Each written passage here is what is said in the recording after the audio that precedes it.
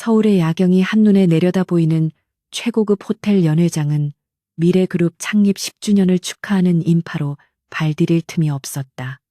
천장에 매달린 거대한 크리스털 샹들리에가 뿜어내는 빛은 참석자들의 화려한 보석과 부딪혀 눈부신 파편을 만들어냈고, 그 중심에는 언제나처럼 박민준 대표가 서 있었다. 그는 마치 이 세상의 모든 성공을 혼자서 움켜쥔 듯한 오만한 미소를 띠고 샴페인 잔을 높이 쳐들었다. 사람들은 그를 향해 아낌없는 찬사를 보냈고, 민주는 그 환호를 당연한 자신의 권리인 양 즐기고 있었다. 하지만 그 화려한 조명 뒤에 드리워진 짙은 그림자를 눈치챈 사람은 아무도 없었다. 연회장 한 구석에서 이 소란스러운 축제를 조용히 지켜보는 이서연의 눈빛은 차갑게 가라앉아 있었다. 그녀는 남편인 민준이 스포트라이트를 독차지하도록 한 발짝 물러서 있는 것에 익숙했다. 지난 10년 동안 무너져가는 회사를 살리기 위해 밤새워 재무제표를 분석하고 까다로운 투자자들을 설득한 것은 민준이 아닌 서연이었다. 그러나 오늘 민준의 곁에 서 있는 사람은 아내인 서연이 아니었다. 붉은 드레스를 입고 민준의 팔에 은근슬쩍 가슴을 밀착하고 있는 여자는 입사한 지 고작 3개월 된 비서실의 최윤아였다. 서연은 그 역겨운 광경을 보면서도 표정 하나 바꾸지 않았다. 민준은 아내가 보고 있다는 사실을 알면서도 윤아의 귓가에 무언가를 속삭이며 호탕하게 웃음을 터뜨렸다. 윤아는 보란듯이 교태 섞인 눈웃음을 치며 민준의 넥타이를 고쳐 매주었다. 그것은 단순한 비서의 업무 수행이 아니라 명백한 연인 간의 스킨십이었다. 주변에 몇몇 눈치 빠른 이사들이 수군거리는 소리가 들려왔지만 민준은 자신의 권력에 취해 주위의 시선 따위는 안중에도 없었다. 그는 이미 자신을 왕이라고 착각하고 있었고 왕에게는 어떤 도덕적 잣대도 적용되지 않는다고 믿는 듯했다. 서연은 손에 든 샴페인 잔을 조금 더 세게 쥐었을 뿐이었다. 사실 서연의 마음을 더 차갑게 얼어붙게 만든 건 남편의 단순한 외도가 아니었다. 그녀는 며칠 전 서재 깊숙한 곳에서 우연히 발견한 서류 봉투를 떠올렸다.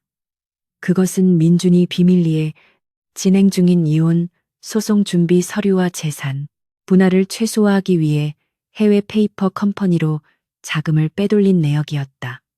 민준은 서연을 그저 집에서 살림이나 하며 남편의 돈을 축내는 무능한 여자로 취급하며 빈털터리로 내쫓을 계획을 세우고 있었던 것이다. 서연이 평생을 바쳐 쌓아 올린 미래그룹의 성과를 가로채고 그녀를 토사구팽하려는 그 비열한 계획이 서연의 이성을 차갑게 깨웠다. 단상에 오른 민준이 마이크를 잡자 장내는 순식간에 조용해졌다. 그는 자신감 넘치는 목소리로 지난 10년의 성과를 나열하며 모든 공을 자신의 천재적인 경영 능력 덕분이라고 포장했다. 위기의 순간마다 자금을 구해오고 법적 리스크를 막아냈던 서연의 이름은 단 한 번도 언급되지 않았다. 심지어 그는 건배사를 제의하며 파트너로서 최윤아를 단상 위로 불러올리기까지 했다. 사람들은 의아해하면서도 박수를 쳤고 서연은 그 순간 남편에 대한 마지막 남은 연민의 조각조차 깨끗이 지워버렸다. 이제 이 결혼 생활은 더 이상 지킬 가치가 없는 폐허였다. 서연은 더 이상 그 역겨운 연극을 지켜볼 필요를 느끼지 못하고 조용히 연회장을 빠져나왔다. 복도에 차가운 공기가 달아오른 뺨을 스치자 비로소 숨통이 트이는 것 같았다. 그때 뒤에서 하이힐 소리가 또각또각 울리며 다가왔다. 최윤아였다. 그녀는 승리감에 도취된 표정으로 서연의 앞을 막아서며 예의를 가장한 조롱을 던졌다. 사모님께서는 이런 자리가 지루하신가 봐요. 라며 비아냥거리는 윤아의 태도는 무례하기 짝이 없었다.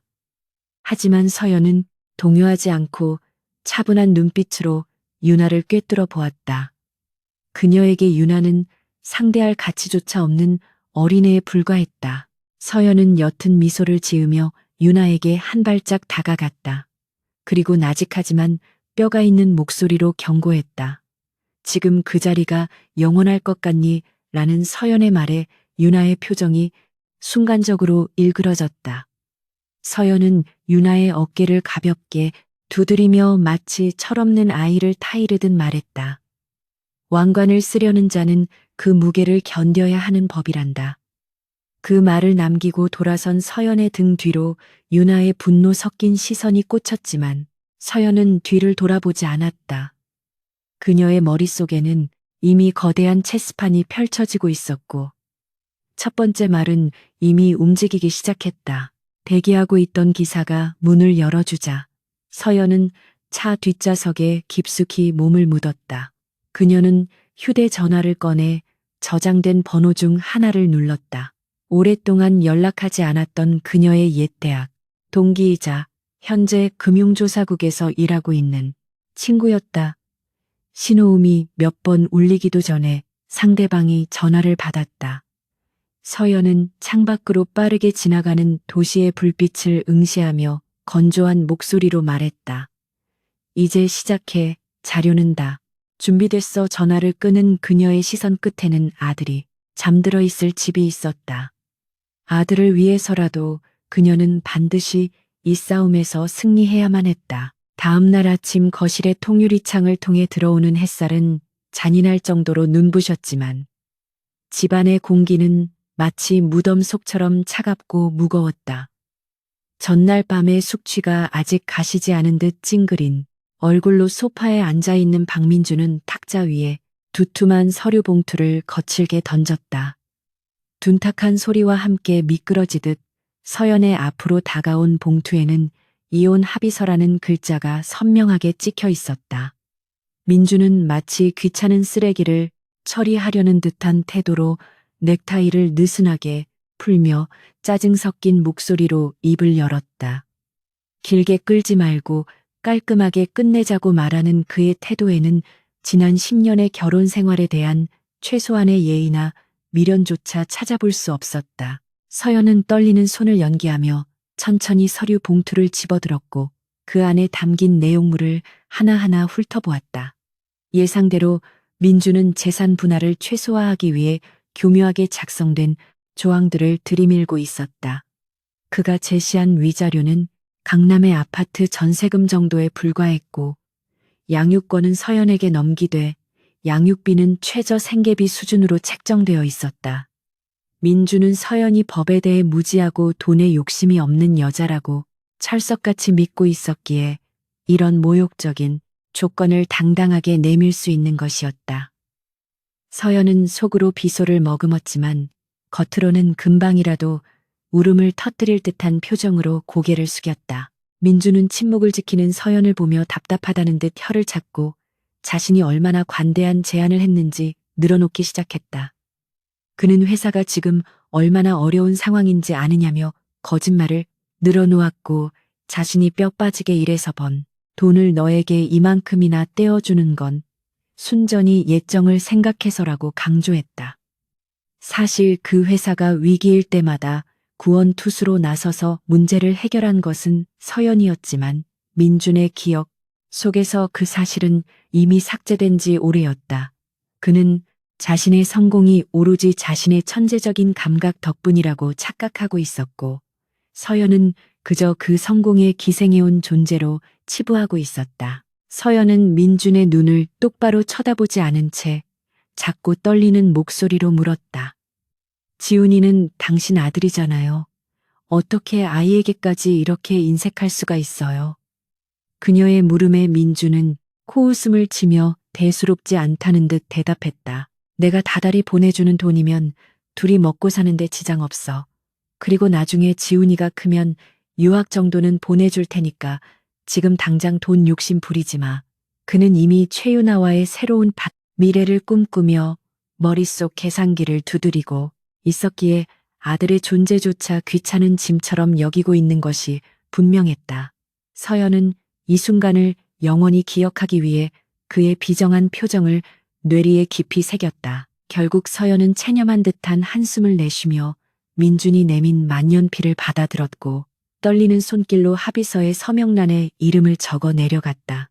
그녀가 서명을 마치는 순간 민준의 입가에는 감출 수 없는 승리의 미소가 번졌다.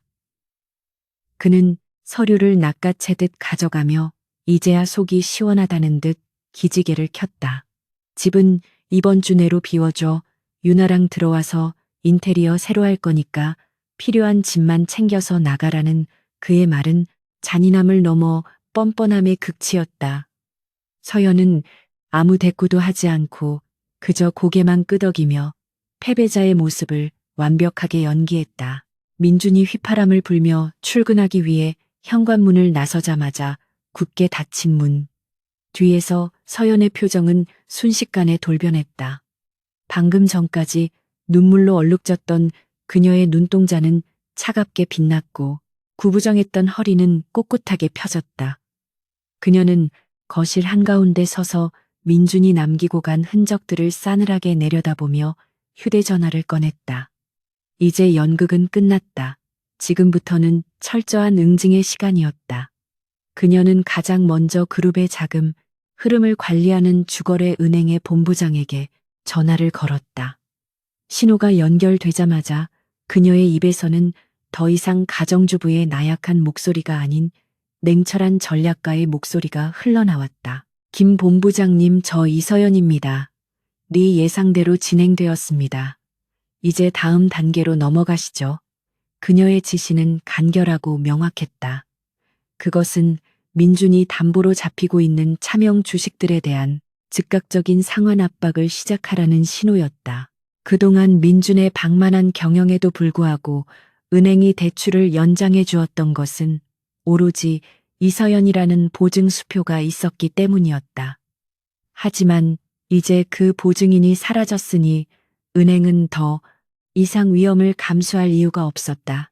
서연은 전화를 끊고 곧바로 노트북을 열어 자신이 관리하던 비밀 서버에 접속했다. 화면 가득 복잡한 숫자들이 떠올랐고 서연의 손가락은 키보드 위를 빠르게 춤추며 민준을 보호하고 있던 안전장치들을 하나씩 해제하기 시작했다. 지난 수년간 국세청의 세무, 조사망을 피하게 해주었던 회계 데이터의 보호벽을 허물고 법무팀이 은밀하게 처리했던 불법 로비 내역들의 암호를 풀었다. 이것들은 민준이 그토록 자랑하던 성공 신화의 추악한 이면이었으며 서연이 없으면 시한폭탄이나 다름없는 위험 요소들이었다. 그녀는 이 모든 데이터를 별도의 외장 하드에 백업한 뒤 서버에서 자신의 흔적을 깨끗이 지워버렸다. 이제 미래 그룹은 태풍 앞에 발가 벗겨진 채 서 있게 될 것이었다. 그때 2층 계단에서 작은 발소리가 들려왔고 서연은 황급히 노트북을 닫으며 표정을 정리했다. 10살 된 아들 지훈이가 잠옷 차림으로 눈을 비비며 내려오고 있었다. 아이는 평소와 다른 집안의 공기를 본능적으로 감지한 듯 불안한 눈빛으로 엄마를 바라보았다. 아빠 나갔어. 라고 묻는 지훈의 목소리에는 아빠에 대한 그리움보다는 두려움이 섞여 있었다. 민주는 집에서도 항상 권위적이고 신경질적인 가장이었기에 지훈에게 아빠는 따뜻한 존재가 아니었다. 서연은 달려가 아들을 품에 꼭 안아주며 부드럽게 머리를 쓰다듬었다. 지훈아, 우리 여행 갈까? 아주 오랫동안 엄마랑 둘이서만. 서연의 말에 지훈은 눈을 동그랗게 뜨며 정말이냐고 되물었다. 엄마는 이제 아빠 눈치 안 보고 지훈이가 하고 싶은 거다. 하게 해줄 거야. 서연의 확신에 찬 목소리에 지훈은 그제야 안도한 듯 희미하게 미소를 지었다. 서연은 아들의 맑은 눈동자를 바라보며 다시 한번 마음을 다잡았다. 이 아이를 지키기 위해서라도 자신은 괴물이 되어야 했다. 민준이 앗아가려 했던 아들의 미래를 자신의 손으로 완벽하게 다시 설계해 줄 것이라 다짐했다. 오후가 되자 서연은 이삿짐 센터를 부르지 않고 직접 짐을 챙기기 시작했다. 그녀가 챙긴 것은 지훈의 옷가지와 장난감, 그리고 자신의 기본적인 생활용품뿐이었다. 민준이 결혼기념일마다 선물했던 명품 가방이나 보석들은 그대로 드레스룸에 남겨두었다. 그것들은 사랑의 증표가 아니라 민준이 자신의 과시욕을 채우기 위해 사들인 전리품에 불과했기 때문이었다. 화려한 드레스룸 한가운데 덩그러니 남겨진 고가의 물건들은 주인 잃은 유물처럼 쓸쓸해 보였지만 서연에게는 족쇄가 풀린 듯한 해방감을 줄 뿐이었다. 그녀는 마지막으로 자신의 책상 서랍을 열어 낡은 수첩 하나를 챙겼다. 그 수첩에는 미래 그룹의 창업 초기부터 지금까지의 모든 인맥과 비자금 흐름이 암호화되어 기록되어 있었다. 민주는 이 수첩의 존재조차 모르고 있었지만 이것이야말로 그룹의 심장을 쥐고 흔들 수 있는 가장 강력한 무기였다. 서연은 수첩을 가방 깊숙이 넣으며 집안을 천천히 둘러보았다. 이곳에서의 10년은 치열한 전쟁터이자 감옥이었다. 하지만 이제 그녀는 그 감옥의 열쇠를 부수고 밖으로 나가는 중이었다. 현관 앞에 선 서연은 뒤도 돌아보지 코드워록의 비밀번호를 초기화해버렸다. 이제 민준조차도 이 집에 쉽게 들어오지 못할 것이라는 작은 경고였다. 택시를 타고 공항으로 향하는 길 차창 밖으로 스쳐 지나가는 서울의 풍경은 어제와 다름없었지만 서연의 눈에는 전혀 다르게 비쳤다. 거대한 빌딩 숲 사이로 우뚝 솟은 미래 그룹의 사옥이 눈에 들어오자 서연은 차가운 미소를 지었다. 저 높은 곳에 앉아 세상을 다 가진 듯 착각하고 있을 박민준과 최윤아의 모습이 눈에 선했다. 그들은 아마 지금쯤 서연이 떠난 빈집에서 샴페인을 터뜨리며 승리를 자축하고 있을 것이다. 하지만 그 샴페인의 거품이 꺼지기도 전에 그들이 서 있는 기반이 송두리째 흔들리기 시작할 것이라는 사실을 그들은 꿈에도 모를 것이었다. 서연은 휴대전화를 꺼내 마지막으로 한 통의 메시지를 예약 발송했다. 수신인은 박민준이었고 발송 시간은 내일 아침 9시 은행 업무가 시작되는 시간이었다. 메시지의 내용은 짧고 간결했다. 선물 잘 받으세요. 그것은 단순한 작별 인사가 아니라 전쟁의 시작을 알리는 선전포고였다. 서연은 휴대전화의 유심칩을 빼서 반으로 쪼개 차창 밖으로 던져버렸다. 작은 플라스틱 조각이 도로 위로 떨어져 사라지는 것을 확인한 그녀는 비로소 깊은 숨을 들이마셨다. 이제 과거의 이서연은 죽었다. 공항에 도착한 서연과 지우는 비즈니스석이 아닌 일반석 카운터로 향했다. 민준이 제공한 카드를 쓰지 않기 위함이기도 했지만 무엇보다 이제부터는 자신의 힘으로 바닥에서부터 다시 시작하겠다는 의지의 표현이었다. 티켓을 받아든 서연은 지훈의 손을 꼭 잡고 출국장으로 향했다. 보안 검색대를 통과하며 그녀는 지난 10년간 자신을 짓눌러왔던 무게가 거짓말처럼 사라지는 것을 느꼈다. 그녀의 목적지는 금융 허브인 홍콩이었다. 그곳에는 이미 그녀를 기다리고 있는 새로운 파트너들이 있었고 그녀는 그곳에서 미래 그룹을 무너뜨릴 거대한 파도를 일으킬 준비를 마친 상태였다. 박민준이 이서연과 아들이 떠난 텅 빈 펜트하우스에 들어섰을 때 그를 맞이한 것은 적막이 아닌 해방감이었다. 그는 거실 한가운데 서서 양팔을 벌리며 마치 자신의 왕국을 되찾은 정복자처럼 크게 숨을 들이마셨다. 그동안 이 집안 구석구석에 배어있던 서연의 차분하고 절제된 취향이 묘하게 그를 억압해왔다는 것을 그녀가 떠나고 나서야 깨달았다. 그는 즉시 최윤아에게 전화를 걸어 지금 당장 짐을 싸서 들어오라고 호기롭게 명령했다. 윤아는 기다렸다는 듯 환호성을 지르며 달려왔고 두 사람은 서연이 아끼던 그림과 가구들을 보란듯이 현관 밖으로 내동댕이 치며 그들만의 승전가를 불렀다. 다음 날부터 시작된 집안의 인테리어 공사는 최윤아의 화려하고 사치스러운 취향을 그대로 반영하여 진행되었다.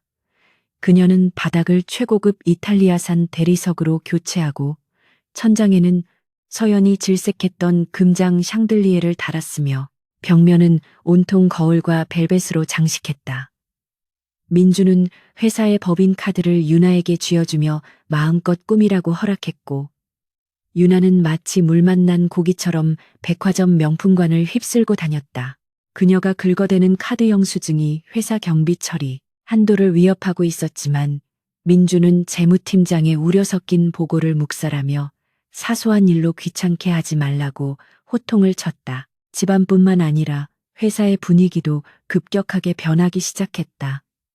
최윤아는 더 이상 비서실의 일개 직원이 아니었다. 그녀는 기획이사라는 파격적인 직함을 달고 회사의 핵심 부서에 자신의 책상을 마련했다. 그녀는 경영에 대한 전문 지식은 전무했지만 민준의 위세를 등에 업고 임원들 위에 군림하려 들었다. 그녀의 첫 번째 업무는 서연이 심어놓은 인재들을 그쳐내는 일이었다. 오랫동안 회사를 위해 헌신해 온 유능한 팀장들이 말도 안 되는 이유로 줄줄이 해고 통보를 받았고 그 빈자리는 유나의 친인척이나 그녀의 비위를 맞추는 무능한 아첨꾼들로 채워졌다. 가장 큰 문제는 재무팀의 교체였다. 서연의 대학 후배이자 냉철한 분석력으로 회사의 자금줄을 관리하던 재무팀장은 유나의 사치스러운 법인 카드 사용 내역에 대해 감사를 요청했다가 그 자리에서 해고당했다. 민주는 감히 대표의 사생활을 캐묻는다며 그를 배신자로 몰아붙였고 유나는 자신의 사촌 오빠를 새로운 재무팀장 자리에 앉혔다. 회계나 재무에 대해 전혀 문외한인 낙하산 인사가 회사의 금고지기가 되자 자금 흐름은 불투명해졌고 횡령과 배임의 징후들이 곳곳에서 포착되기 시작했지만 민준의 눈과 귀는 이미 유나의 달콤한 거짓말에 가려져 있었다. 회사 내부가 썩어 들어가고 있다는 징후는 예상보다 빨리 나타났다. 주요 거래처들이 갑작스러운 담당자 교체와 업무 미숙에 항의하며 클레임을 걸어오기 시작한 것이다. 특히 해외 바이어들은 꼼꼼하고 정확했던 서연의 업무 처리에 익숙해져 있었기에 유나 라인의 직원들이 보낸 엉성한 계약서와 늦장 대응에 불만을 터뜨렸다. 하지만 민주는 이를 실무진의 단순한 실수로 치부하며 대수롭지 않게 넘겼다. 그는 자신이 직접 나서서 술 한 잔 사주면 모든 것이 해결될 것이라는 구시대적인 발상에 젖어 있었고 바이어들의 불만이 단순한 투정이 아니라 신뢰의 붕괴라는 것을 인지하지 못했다. 한편 홍콩의 한 프라이빗 오피스에서 이서연은 서울에서 들려오는 소식들을 실시간으로 보고받고 있었다. 그녀의 예상보다 민준과 유나의 폭주는 훨씬 빠르고 과격했다. 서연의 앞에 앉아있던 중년의 남성은 미래그룹의 지분을 상당 부분 보유하고 있는 사모펀드의 대표이자 서연의 오랜 우군인 장 회장이었다. 그는 혀를 차며 민준이 제 무덤을 파고 있다고 비웃었다. 서연은 차분하게 찻잔을 내려놓으며 그에게 두툼한 파일 하나를 건넸다. 그것은 민준이 최근 해외로 빼돌리려다 실패한 자금 내역과 유나가 회사 돈으로 구매한 사치품 목록이 정리된 자료였다. 장 회장은 서류를 훑어보며 만족스러운 미소를 지었다. 그는 서연에게 언제쯤 방아쇠를 당길 것인지 물었다. 서연은 창밖으로 보이는 빅토리아 피크의 야경을 바라보며 아직은 때가 아니라고 대답했다. 저기 가장 높은 곳에 올라가 승리의 샴페인을 터뜨리며 방심하고 있을 때 바닥을 무너뜨려야 가장 처참하게 떨어지는 법이었다. 그녀는 민준이 스스로 불러온 재앙에 완전히 포위되어 숨조차 쉴 수 없을 때까지 기다릴 생각이었다. 그녀의 인내심은 차갑게 식은 용암처럼 굳건했고 그 아래에는 끓어오르는 복수심이 흐르고 있었다. 서울에서는 최윤아의 오만함이 하늘을 찌르고 있었다. 그녀는 유명 여성 잡지와의 인터뷰를 자청하여 성공한 젊은 여성 경영인으로서의 이미지를 메이킹하려 했다. 화려한 화보, 촬영과 함께 진행된 인터뷰에서 그녀는 미래, 그룹의 성장이 마치 자신의 내조와 영감 덕분인 것처럼 포장했다. 기자가 전 부인에 대해 조심스럽게 질문하자 유나는 기다렸다는 듯이 입꼬리를 올리며 비아냥거렸다. 회사가 정체되어 있던 건 너무 보수적이고 우울한 분위기 탓이었다는 둥, 가정 내의 불화가 경영에 악영향을 미쳤다는 둥 사실을 교묘하게 왜곡하며 서연을 깎아내렸다. 그 인터뷰 기사가 온라인에 공개되자마자 서연의 휴대전화가 진동했다. 기사를 확인한 서연의 눈빛이 순간 매섭게 변했다. 유나는 넘지 말아야 할 선을 넘고 말았다. 인터뷰 말미에 전 부인의 아들에 대한 언급이 있었기 때문이다. 아이가 너무 어둡고 사회성이 부족해서 유학을 보내는 게 낫다고 판단했다는 유나의 거짓말은 서연의 영린을 건드렸다. 지훈을 문제아 취급하며 자신들의 양육권 포기를 정당화하려는 그 파렴치한 언동은 서연이 가지고 있던 마지막 자비심마저 잿더미로 만들어버렸다. 이제 더 이상의 유예 기간은 없었다. 서연은 즉시 노트북을 열어 그동안 준비해 두었던 프로그램 하나를 실행시켰다. 그것은 일명 데드 스위치라고 불리는 금융제재 프로그램이었다.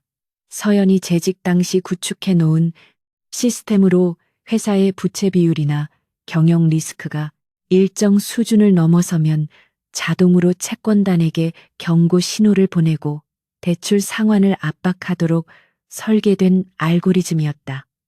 민주는 이 시스템의 존재조차 모르고 있었기에 그저 서연이 떠나면서 모든 권한을 넘겼다고 착각하고 있었다. 서연은 엔터키를 누르며 나직하게 중얼거렸다. 지옥에 온 걸 환영해 박민준. 다음 날 아침 미래그룹 본사에는 비상이 걸렸다.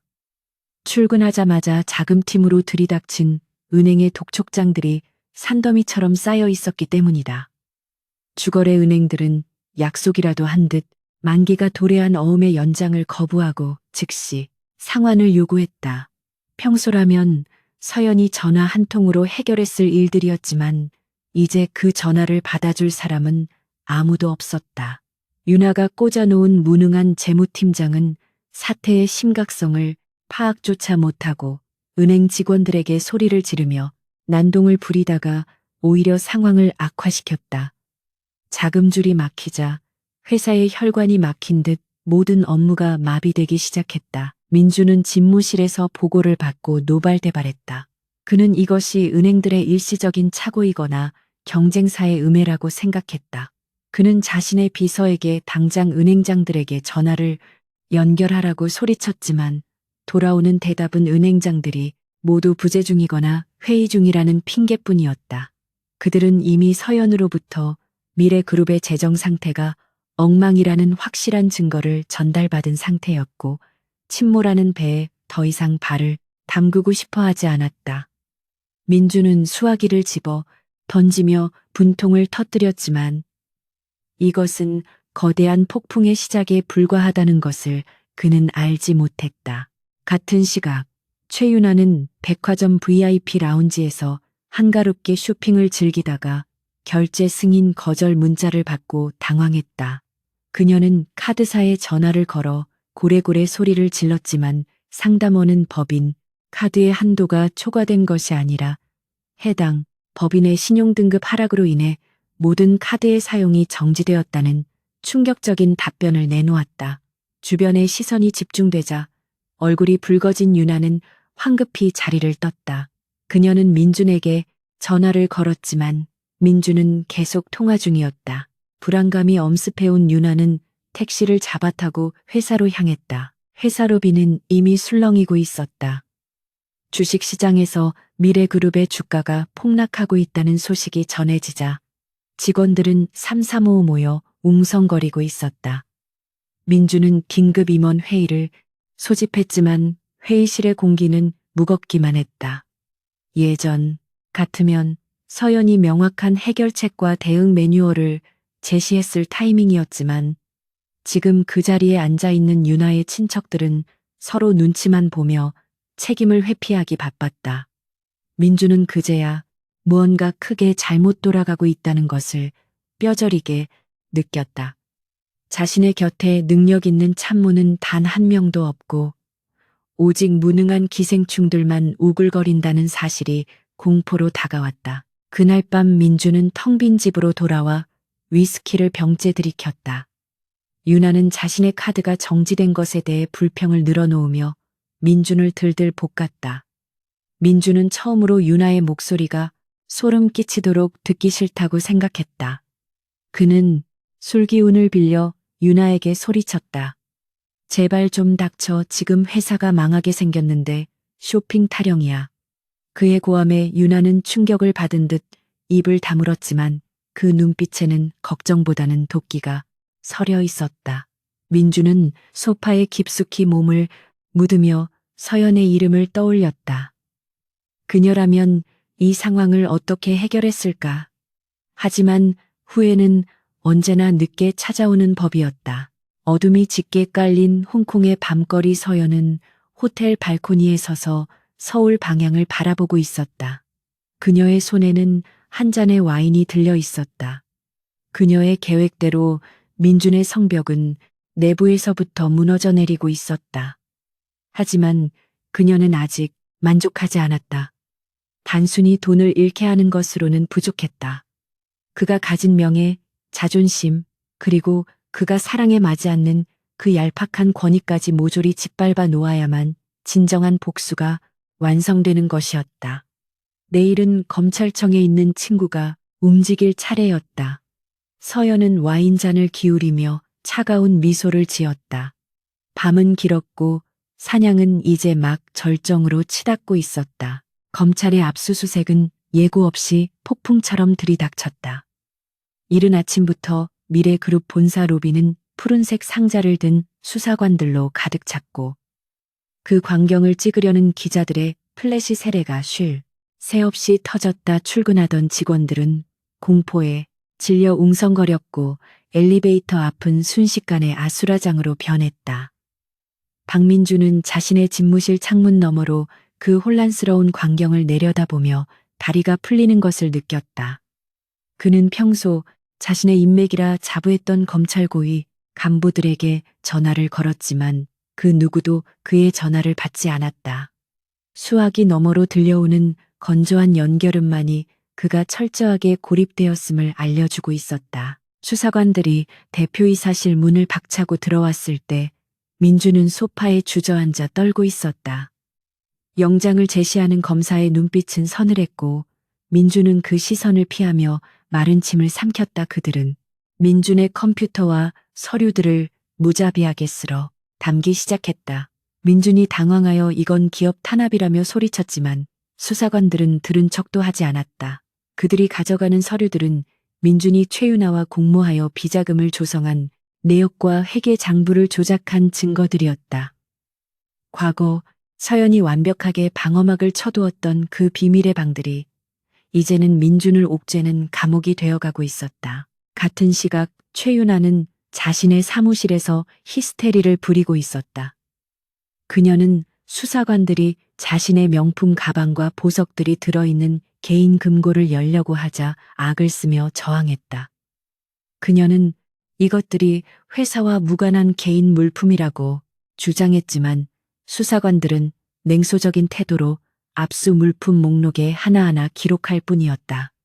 유나는 그제야 자신이 저지른 일의 무게를 실감하고 사색이 되었다. 그녀는 민준에게 도움을 요청하기 위해 전화를 걸었지만 민준의 전화기는 이미 압수된 상태였다. 믿었던 동아줄이 썩은 지푸라기였음을 깨닫는 순간 그녀는 바닥에 주저앉아 오열했다. 압수수색 소식이 뉴스를 통해 전해지자 미래그룹의 주가는 하한가로 직행했다. 주주들은 본사로 몰려와 경영진의 사퇴를 요구하며 거칠게 항의했다. 민주는 사태를 수습하기 위해 긴급 기자회견을 자청했지만 그것은 분란, 집에 기름을 붓는 격이었다. 준비되지 않은 원고와 횡설수설하는 그의 답변은 대중의 분노만 더욱 키웠다. 기자들의 날카로운 질문에 민주는 식은땀을 흘리며 대답을 회피했고 급기야는 모든 책임을 실무진의 실수로 돌리는 치졸한 모습을 보였다.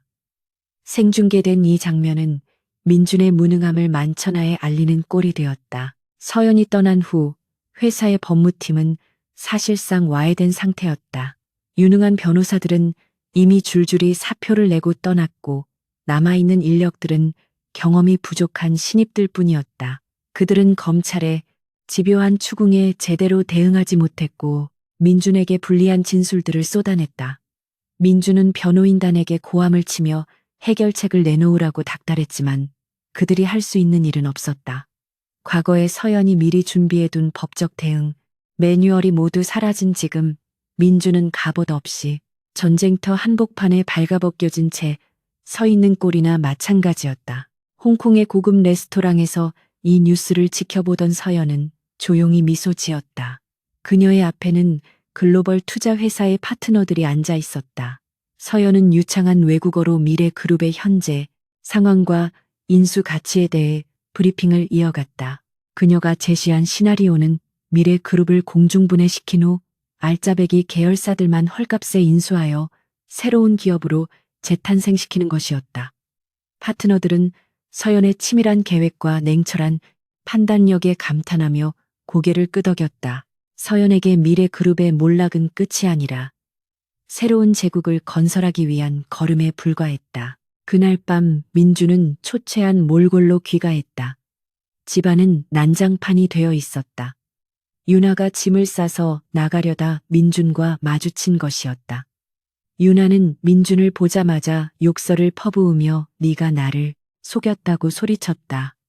재벌 회장님 소리를 듣게 해 주겠다더니 범죄자 취급을 받게 생겼다며 울부짖는 유나의 모습에서 민주는 지난날의 환상이 얼마나 덧없는 것이었는지 뼈저리게 느꼈다. 그는 유나를 잡으려 했지만 유나는 민준의 손을 뿌리치고 집을 나가버렸다. 텅 빈 거실에 홀로 남겨진 민주는 깨진 꽃병 조각 위로 무너져 내렸다. 민주는 떨리는 손으로 위스키 병을 집어들었지만 술조차 넘어가지 않았다. 그는 문득 서연이 그리워졌다. 10년 전 회사가 부도 위기에 처했을 때 그녀는 민준의 손을 잡고 밤새워 대책을 논의해 주었다. 그녀의 따뜻한 위로와 명석한 조언이 있었기에 그는 다시 일어설 수 있었다. 하지만 지금 그의 곁에는 아무도 없었다. 그는 서연에게 전화를 걸어보고 싶었지만 자존심이 허락하지 않았다. 아니 설령 전화를 건다 해도 그녀가 받아줄 리 만무했다. 민주는 어둠 속에서 자신의 어리석음을 저주하며 머리를 감싸 쥐었다. 다음 날 아침부터 채권단의 빚 독촉이 시작되었다. 은행들은 민준의 개인 자산은 물론이고 그가 살고 있는 펜트하우스까지 가압류를 신청했다. 민준은 자신의 명의로 된 모든 계좌가 동결되었다는 통보를 받고 망연자실했다. 지갑 속에 든 수많은 카드가 모두 정지되어 커피 한 잔조차 사 마실 수 없는 처지가 된 것이다. 그는 평생 돈 걱정 없이 살아왔기에 빈곤이라는 공포가 얼마나 끔찍한 것인지 처음으로 체감했다. 화려했던 CEO의 삶은 하루아침에 신기루처럼 사라지고 빚쟁이들에게 쫓기는 도망자, 신세로 전락하고 말았다. 민주는 마지막 희망을 걸고 예전부터 친분이 있던 경쟁사 회장을 찾아갔다. 그는 자존심을 굽히고 무릎까지 꿇으며 자금 지원을 요청했다. 하지만 돌아온 것은 차가운 비웃음뿐이었다. 경쟁사 회장은 서연이 없는 박민주는 이빨 빠진 호랑이만도 못하다며 모욕을 주었다. 그는 이미 서연으로부터 미래그룹의 부실한 재무 상태에 대한 정보를 입수한 상태였고 곧 매물로 나올 회사를 헐값에 집어삼킬 준비를 하고 있었다. 민주는 모멸감을 견디며 비틀거리는 걸음으로 회장실을 나올 수밖에 없었다. 회사로 돌아온 민준을 기다리고 있는 것은 직원들의 싸늘한 시선이었다. 그들은 더 이상 민준을 존경하지 않았다. 로비에는 밀린 임금을 달라고 시위하는 노조원들의 현수막이 걸려 있었고 엘리베이터에는 민준을 비난하는 낙서가 가득했다. 민준은 도망치듯 자신의 사무실로 올라가 문을 걸어 잠갔다. 창밖을 내다보니 먹구름이 잔뜩 낀 하늘에서 굵은 빗줄기가 쏟아지기 시작했다. 마치 그의 비참한 운명을 예고라도 하듯 하늘마저 울고 있는 것 같았다. 그때 책상 위에 놓인 태블릿 PC에서 속보 알람이 울렸다. 화면에는 이서연이 홍콩의 유력 투자 회사인 SY 인베스트먼트의 대표로 취임했다는 기사가 떠 있었다. 기사 속 사진에서 서연은 그 어느 때보다 당당하고 아름다운 모습으로 웃고 있었다. 민주는 그 사진을 멍하니 바라보며 심장이 되는 듯한 충격을 받았다. 그녀는 단순히 떠난 것이 아니었다. 그녀는 보란 듯이 성공하여 민준이 잃어버린 모든 것을 거머쥐고 있었다. 그리고 기사 내용 중에는 SY 인베스트먼트가 한국 시장 진출을 위해 첫 번째 타깃으로 미래그룹을 주시하고 있다는 내용이 포함되어 있었다. 민주는 그제야 서연의 큰 그림을 이해할 수 있었다. 그녀는 처음부터 이 모든 것을 계획하고 있었다. 자신이 유나와 놀아나며 방심하고 있을 때 그녀는 칼을 갈며 때를 기다리고 있었던 것이다. 민주는 두려움에 몸을 떨었다. 이제 곧 그녀가 돌아올 것이다. 아내로서가 아니라 자신의 목줄을 쥔 저승사자가 되어 돌아올 것이다. 민주는 책상 아래로 주저앉아 어린아이처럼 흐느꼈다. 후회는 너무 늦었고 되돌릴 수 있는 것은 아무것도 없었다. 창밖에 빗소리는 점점 더 거세져 민준의 울음소리를 집어삼키고 있었다. 민준은 마지막으로 지훈의 사진을 꺼내 보았다. 사진 속에서 해맑게 웃고 있는 아들의 얼굴을 보자 가슴이 찢어지는 듯했다. 자신이 내친 아들, 자신이 버린 아내, 그들이야말로 자신의 인생에서 가장 빛나는 보석이었다는 것을 그는 모든 것을 잃고 나서야 깨달았다. 하지만 이제 와서 용서를 빈다고 한들 그들이 받아줄 리 없었다. 민주는 사진을 가슴에 품고 하염없이 눈물을 흘렸다. 밖에서는 천둥이 쳤고 민준의 제국은 그렇게 처참하게 무너져 내리고 있었다. 미래그룹의 긴급 주주총회장은 그야말로 아수라장이었다. 단상에 선 박민주는 쏟아지는 주주들의 야유와 고성 속에서 식은땀을 흘리며 서 있었다. 그는 어떻게든 상황을 진정시키려 마이크를 잡았지만 스피커를 통해 흘러나오는 그의 목소리는 불안하게 떨리고 있었다. 주주들은 경영진의 무능과 도덕적 해이를 질타하며 해명을 요구했지만 민주는 그들이 묻는 구체적인 재무 수치와 자금 운용, 내역에 대해 아무것도 대답할 수 없었다. 그동안 그 복잡한 숫자들을 관리하고 머릿속에 꿰고 있었던 것은 오로지 이서연뿐이었기 때문이다. 민주는 자신이 회사의 주인이라고 자부해왔지만 실상은 껍데기에 불과했다는 사실을 뼈저리게 실감해야 했다. 가장 앞줄에 앉아있던 소액주주 대표가 단상을 향해 두꺼운 서류 뭉치를 집어던졌다. 서류들이 눈처럼 흩날리며 민준의 얼굴을 스치고 바닥으로 떨어졌다. 그것은 최근 공시된 분기 보고서였는데 그 안에는 최윤아와 그녀의 친척인 재무팀장이 조작한 허위 매출과 가공의 이익들이 붉은 펜으로 난도질당해 있었다. 민주는 바닥에 떨어진 보고서를 멍하니 내려다보았다. 자신이 결제 도장을 찍었던 서류였지만 그 내용을 제대로 읽어본 적은 없었다. 그는 그저 윤아가 내밀며 오빠 이거만 사인하면 돼 라고 했던 달콤한 목소리만 기억할 뿐이었다. 그 무지가 이제 날카로운 부메랑이 되어 그의 목을 겨누고 있었다. 총회가 파행으로 끝난 후 민주는 도망치듯 회의장을 빠져나와 최윤아의 사무실로 향했다. 모든 책임을 그녀와 그녀의 사촌 오빠에게 묻고 당장 수습 방안을 마련하라고 윽박지를 생각이었다. 하지만 기획이사라는 명패가 붙은 방문을 거칠게 열었을 때 그를 맞이한 것은 텅 빈 책상과 열려있는 금고뿐이었다. 사무실 안은 마치 태풍이 휩쓸고 지나간 듯 서류들이 어지럽게 널려 있었고 윤아의 개인 물품들은 깨끗이 사라져 있었다. 불길한 예감이 등줄기를 타고 흘러내렸다. 민주는 떨리는 손으로 윤아의 휴대전화 번호를 눌렀지만 돌아오는 것은 없는 번호라는 기계적인 안내음뿐이었다. 민주는 비틀거리며 금고 앞으로 다가갔다.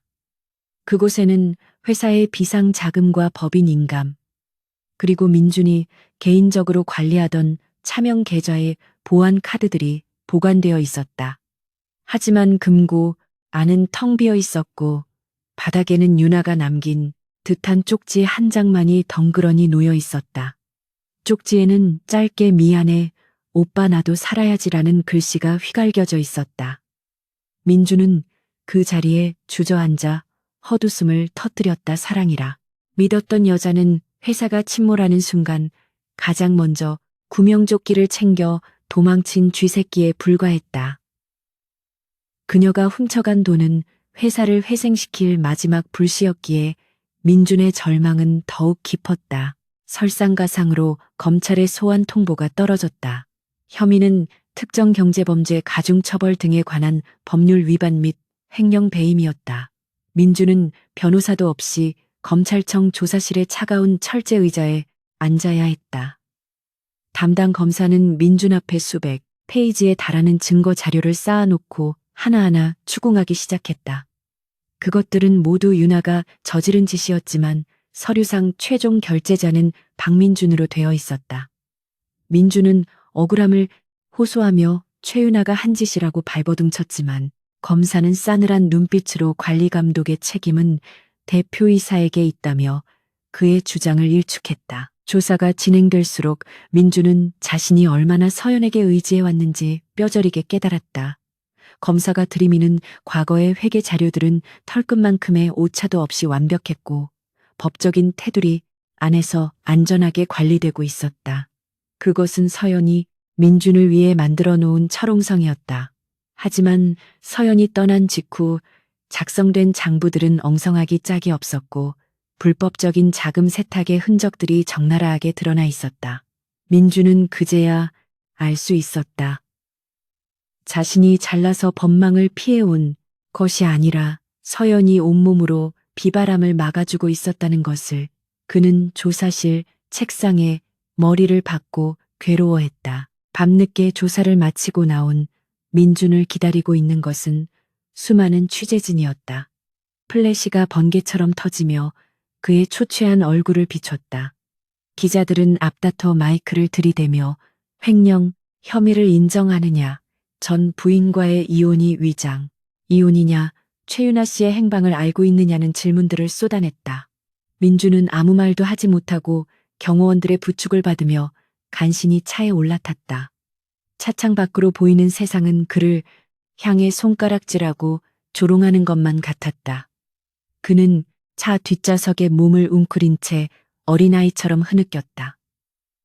천하를 호령하던 CEO의 위엄은 온데간데 없었다. 차는 갈 곳을 잃고 서울 시내를 배회했다. 집은 압류되어 들어갈 수 없었고 호텔들은 카드가 정지되어 투숙할 수 없었다. 민주는 기사에게 가진 현금이 있느냐고 물었지만 기사는 난처한 표정으로 고개를 저었다. 월급이 2달째 밀린 기사는 민준을 한강 둔치에 내려주며 이제 그만두겠다고 통보했다. 마지막 남은 직원마저 떠나자 민준은 칠흑 같은 어둠 속에 홀로 남겨졌다. 강바람이 매섭게 불어와 그의 얇은 정장 깃을 파고들었지만 추위보다 더 견디기 힘든 것은 뼛속까지 사무치는 외로움과 비참함이었다. 민주는 편의점에 들어가 주머니를 뒤져 나온 동전 몇 개로 소주 한 병을 샀다. 벤치에 앉아 병째 들이키는 소주는 쓰고 독했다. 그는 강 건너편에 화려하게 빛나는 미래 그룹의 사옥을 바라보았다. 저 건물을 짓기 위해 서연과 함께 건설 현장을 누비며 흙먼지를 뒤집어 쓰던 시절이 주마등처럼 스쳐 지나갔다. 그때는 힘들었어도 행복했다. 서로를 믿고 의지하며 꿈을 향해 달려가던 그 시절의 자신이 얼마나 빛나고 있었는지 그는 미처 몰랐다. 성공이라는 달콤한 독배를 마신 순간부터 그는 괴물이 되어가고 있었던 것이다. 그때 편의점 앞 가판대에 놓인 신문 일면이 민준의 시선을 사로잡았다. 굵은 헤드라인에는 SY 인베스트먼트 미래그룹 채권 전격 인수 사실상 경영권 확보라는 기사가 실려 있었다. 그리고 그 아래에는 이서연 대표의 인터뷰 사진이 크게 박혀 있었다. 사진 속 서연은 승리자의 여유로운 미소를 짓고 있었다. 기사 내용은 더욱 충격적이었다. 서연이 민준의 개인 채무까지 모두 인수하여 이제 민준의 생사여탈권을 주게 되었다는 것이었다. 민준은 신문을 쥔 손을 부들부들 떨었다. 그녀는 단순히 복수하는 것이 아니라 그를 완벽하게 파멸시킨 뒤 자신의 발 아래 무릎 꿇리려는 것이었다. 민준은 비로소 서연이 말했던 대가의 의미를 깨달았다. 그녀는 그에게서 돈과 명예를 빼앗는 것에 그치지 않고 그가 가진 자존심의 마지막 조각까지 철저하게 짓밟을 작정이었다. 하지만 이상하게도 분노는 치밀어 오르지 않았다. 오히려 당연한 결과라는 체념과 함께 깊은 후회가 밀려왔다. 자신이 쌓아 올린 것이라고 믿었던 모래성은 파도 한 번의 흔적도 없이 사라졌고 남은 것은 초라한 자신뿐이었다. 그는 사진 속 서연의 얼굴을 어루만지며 바보처럼 중얼거렸다. 서연아, 내가 잘못했다. 내가 정말 죽을 죄를 지었어. 다음 날 아침 민주는 헝클어진 머리와 구겨진 옷차림으로 SY 인베스트먼트 본사 앞에 섰다. 건물을 드나드는 엘리트 직원들이 그를 노숙자 보듯 쳐다보며 지나갔지만 그는 개의치 않았다. 그는 안내 데스크로 가서 이서연 대표를 만나게 해달라고 사정했다. 직원은 약속이 없으면 만날 수 없다고 딱 잘라 거절했지만 민주는 물러서지 않고 로비 한가운데서 무릎을 꿇었다. 경비원들이 달려와 그를 끌어내려 했지만 그는 바닥에 엎드려 서연의 이름을 부르며 울부짖었다. 그것은 그의 인생에서 가장 비굴하고 처참한 순간이었지만 그에게 남은 선택지는 이것뿐이었다. 소란이 커지자 로비 안쪽에 전용 엘리베이터 문이 열리고 한 무리의 사람들이 걸어 나왔다. 그 중심에는 서늘할 정도로 우아한 정장 차림의 이서연이 서 있었다. 그녀의 곁에는 말쑥하게 차려입은 지훈이가 서 있었다. 민주는 고개를 들어 눈부신 역광 속에 서 있는 두 사람을 바라보았다.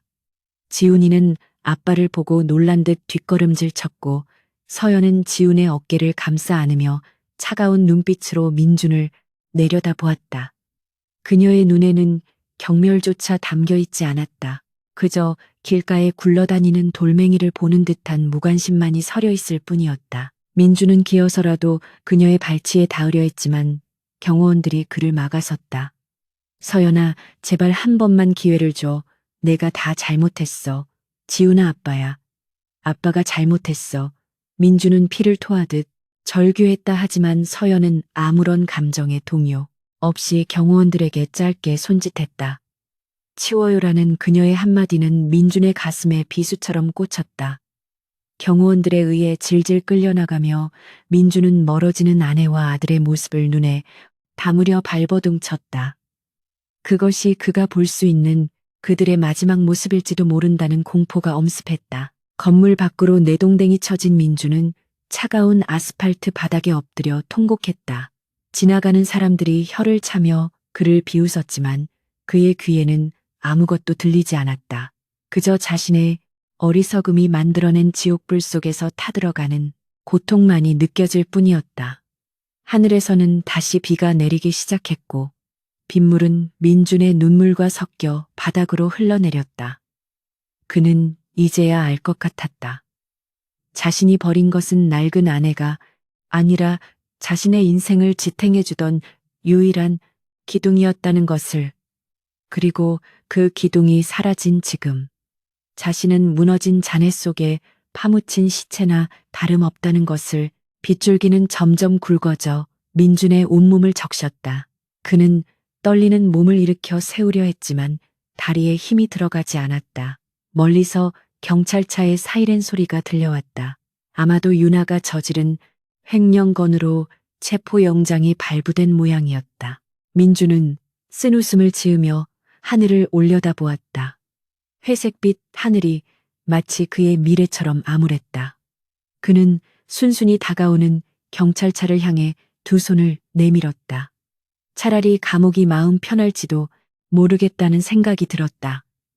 적어도 그곳에서는 자신의 멍청함을 탓하며 뉘우칠 시간은 있을 테니까. 서울 구치소의 낡은 철창 사이로 들어오는 희미한 달빛만이 사평 남짓한 독방을 비추고 있었다. 박민주는 죄수복을 입은 채 차가운 시멘트 바닥에 웅크리고 앉아 있었다 한때. 대한민국 경제를 움직이던 젊은 CEO였던 그는 이제 수임번호 3094번으로 불리는 초라한 범죄자에 불과했다. 지난 1년간 이어진 재판은 그에게 징역 7년이라는 무거운 형벌을 내렸고 그는 항소조차 포기한 채 하루하루 말라가고 있었다. 밤마다 찾아오는 것은 화려했던 과거의 영광이 아니라 자신이 저지른 어리석은 선택들에 대한 뼈아픈 후회뿐이었다. 그는 거친 담요를 끌어당기며 오열했지만 그의 울음소리를 들어줄 사람은 아무도 없었다. 구치소 내 작업장에서 종이 상자를 접는 단순 노동을 하며 민주는 손가락 끝이 갈라지고 피가 나는 고통을 느꼈다. 그럴 때마다 그는 과거 서연의 손을 떠올렸다. 결혼 초기 회사를 살리기 위해 밤새 서류를 만지느라 거칠어졌던 그녀의 손을 잡으며 평생 호강시켜 주겠다고 맹세했던 자신이 얼마나 위선적이었는지 깨달았다. 그는 그 고운 손을 놓고 욕망이라는 더러운 손을 잡았고 그 대가는 참혹했다. 작업 반장이 개뜨다며 욕설을 퍼부었지만 민주는 대꾸할 기력조차 없었다.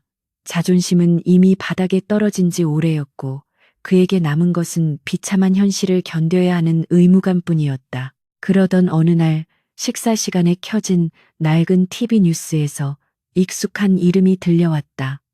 앵커는 SY 인베스트먼트의 이서연 대표가 부도 위기의 기업들을 성공적으로 회생시키며 경제계의 새로운 리더로 떠오르고 있다고 보도했다. 화면 속 서연은 세련된 정장 차림으로 기자들의 질문에 여유롭게 답하고 있었고 그녀의 곁에는 훌쩍 자란 아들 지훈이가 의젓한 모습으로 서 있었다. 민주는 먹던 숟가락을 떨어뜨리며 멍하니 화면을 응시했다. 자신이 그토록 무시했던 아내가 이제는 감히 쳐다볼 수조차 없는 높은 곳에서 빛나고 있었다. 그 빛은 민준이 갇혀있는 어둠을 더욱 짙고 비참하게 만들었다. 며칠 뒤 교도관이 면회 신청이 들어왔다고 알렸을 때 민주는 심장이 텄는 것 같았다. 혹시라도 서연이 마음을 돌려 자신을 찾아온 것은 아닐까 하는 신락 같은 희망이 고개를 들었다. 그는 떨리는 손으로 세수를 하고 죄수복, 매무새를 다듬으며 면회실로 향했다. 하지만 두꺼운 투명 유리 벽 너머에 앉아있는 사람은 서연이 아닌 그녀의 비서실장이었다. 실망감에 고개를 떨구는 민준에게 비서실장은 서류, 봉투 하나를 밀어넣었다. 그것은 서연이 보내는 마지막 선물 아닌 통보였다. 민준은 떨리는 손으로 봉투를 열었다. 봉투 안에는 지훈이 그린 그림 한 장과 서연의 자필 편지가 들어있었다. 그림 속에는 엄마와 지훈이 두 사람만이 손을 잡고 환하게 웃고 있었고 아빠의 자리는 존재하지 않았다. 서연의 편지는 간결하고 냉정했다. 지훈이는 이제 아빠를 찾지 않습니다. 당신이 우리에게 준 상처가 아무는 데는 오랜 시간이 걸리겠지만 우리는 이제 정말 행복합니다. 부디 그곳에서 평생 속죄하며 당신 이름 속 자회에는 모두 잊으십시오. 라는 문장은 민준의 가슴을 난도질했다. 서연은 그에게 용서 대신 영원한 망각을 형벌로 내린 것이었다. 비서실장은 멍하니 앉아있는 민준에게 한 가지 소식을 더 전했다. 도망쳤던 최윤아가 해외에서 불법 체류와 사기 혐의로 체포되어 국내로 송환되었다는 것이었다. 그녀는 자신의 형량을 줄이기 위해 민준이 지시해서 횡령을 저질렀다며 거짓 증언을 쏟아내고 있다고 했다. 민준은 헛웃음을 터뜨렸다.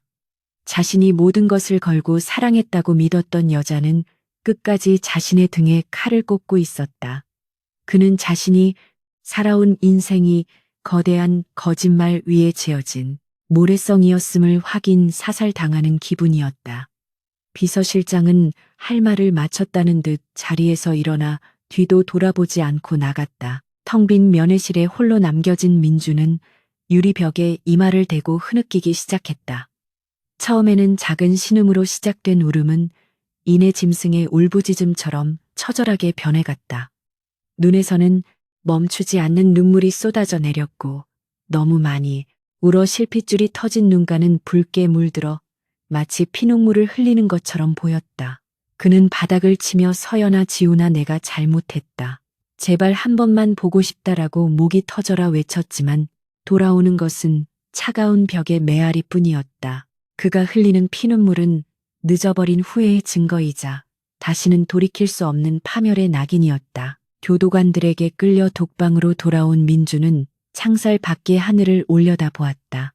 자유롭게 날아다니는 새들이 사무치게 부러웠다. 그는 이제 평생을 좁은 감옥 안에서 과거의 기억을 곱씹으며 고통받아야 했다. 서연이 차려주는 따뜻한 밥상, 지훈이의 재롱, 퇴근길에 반겨주던 가족의 온기. 그 모든 소중한 일상을 자신의 오만함으로 발로 차버렸다는 자책감이 그를 갉아먹었다.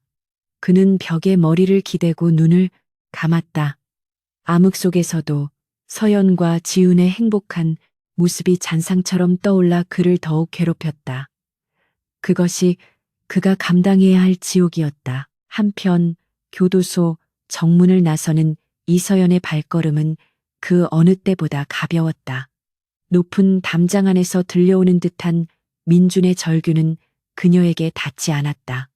그녀는 이제 과거의 그림자에서 완전히 벗어났다.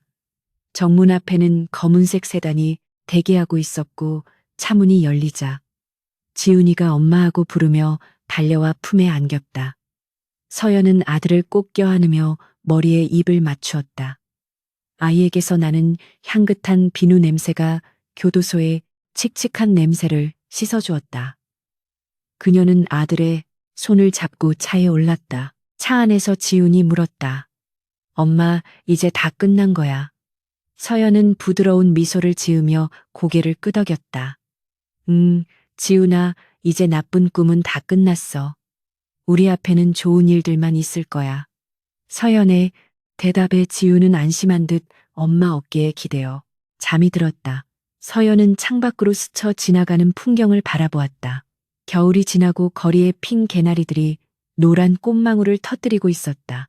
혹독했던 시련의 계절이 가고 그녀의 인생에도 진정한 봄이 찾아온 것이었다. 서연은 휴대전화를 꺼내 비서실장에게 문자를 보냈다. 미래그룹 인수합병건 예정대로 진행하세요. 사명은 SY 퓨처스로 변경합니다. 전송 버튼을 누르는 그녀의 손끝에는 망설임이 없었다. 그녀는 남편이 망가뜨린 회사를 인수하여 자신의 철학으로 다시 세울 것이었다. 그것은 단순한 사업 확장이 아니라 무너진 정의를 바로 세우고 자신의 가치를 증명하는 마지막 의식이었다.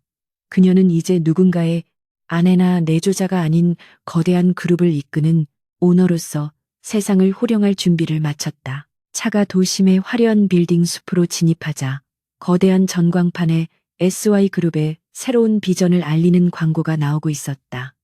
서연은 그 빛나는 광고판을 바라보며 스스로에게 약속했다. 다시는 누구에게도 휘둘리지 않고 오직 실력과 진심으로 세상을 살아가겠노라고.